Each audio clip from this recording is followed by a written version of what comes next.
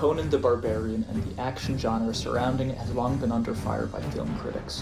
While it seems worthy of condemnation under the lens of academics like Laura Mulvey, putting it under the lens of Yvonne Tasker, Kirkham and Janet Thumim reveals greater depths and value.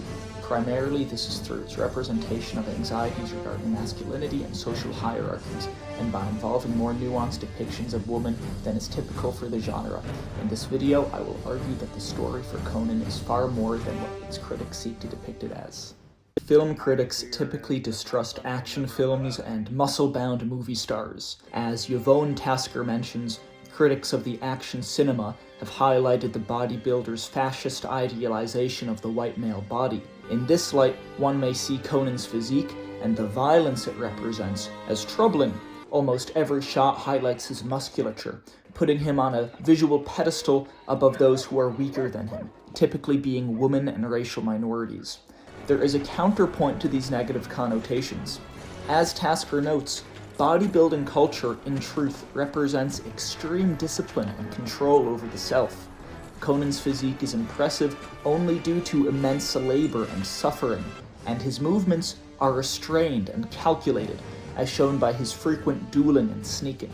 His personal strength gives him a greater capacity for suffering.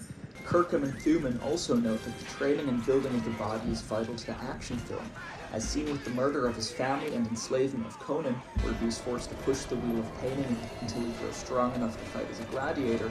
His muscles are his defense against a world that has proven violent and cruel to him since birth. He grows stronger as a gladiator because it is required for survival, and ultimately wins his freedom only through earning the respect of his masters. Is this a fascist idealization, or are these muscles his only defense against a world that hates him? On the topic of Conan against the world, another theory of Tasker involves the male protagonist in relation to the landscape, as vast, unspecific fantasy worlds lend to a sense of not belonging. This is because Conan truly does not belong. In vast and bustling cities, he grows confused, lost, and causes trouble, but in the isolation of the wilderness, he finds his belonging. For example, he must abandon Valyria and Subutai, who at the time represent the dull charms of civilized life and wealth, to pursue his true purpose, vengeance. Or when he is hunted by dogs, it is in the wilderness where he finds the ancient tomb of his ancestors and claims his sword through a supernatural reunion. Ultimately, Conan's male body and his environment are indicative of greater themes than critics like Mulvey give credit for. Conan seemingly exemplifies Mulvey's male gaze. The first woman he meets is a prostitute given to him by his masters. Valyria, his love interest, dies to progress Conan's story, and the nature of his quest is to return King Osric's daughter, which could be read as kidnapping her back from the life she chose. This begs a question. Is Conan only about a strong man who seeks to control and subdue the woman around him, or is it actually employing these tropes to highlight these cultural issues regarding gender? In response to Conan's depictions of women, Valyria's place in the story cannot be overstated. Unlike Mulvey's theory that women only exist in action films to halt the plot with their sexuality, or threaten the hero with castration, or progress the plot through their death, Valyria has agency and power. While her death at the hands of Doom motivate revenge, she chooses her own fate by previously offering to bring Conan back to life at any cost. She pays this price knowingly, and instead of being written off, her spirit returns at a pivotal moment to save Conan. While her threat of castration may be argued through her early attempts to convince Conan to settle down with her peacefully, she chooses to follow him to the end. Her death is made more poignant by Subutai's tears on Conan's behalf, giving a clear critique of society's expectations for men to be unfeeling and unemotional. In regards to the previously mentioned examples, the prostitute is provided by the same structures that enslave Conan, and as for Osric's daughter, Doom's cult proves to be far more predatory than the life she has abandoned. As Tasker points out, there is a hypocrisy in the educated, agenda-driven film critic telling the moviegoer what they can and cannot enjoy. This is mirrored in the plot of Conan, as Thulsa Doom promises his followers a new, just world if they obey him, when in reality he seeks to manipulate them into furthering his own destructive agenda. In this light, Conan's bodybuilder culture represents a pushback against consumerist living, hearkening to a simpler, natural way of life. This is apparent in his hatred of Thulsa Doom. That rivalry has deeper meanings than simple revenge. Doom represents artificial human hierarchies that reject the laws of nature by which Conan abides.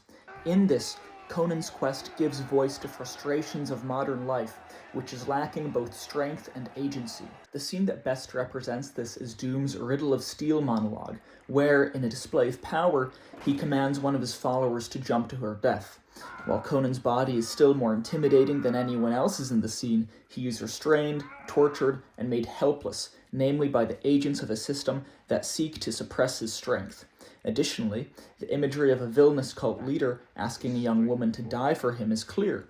Under society's hierarchies, women are victimized.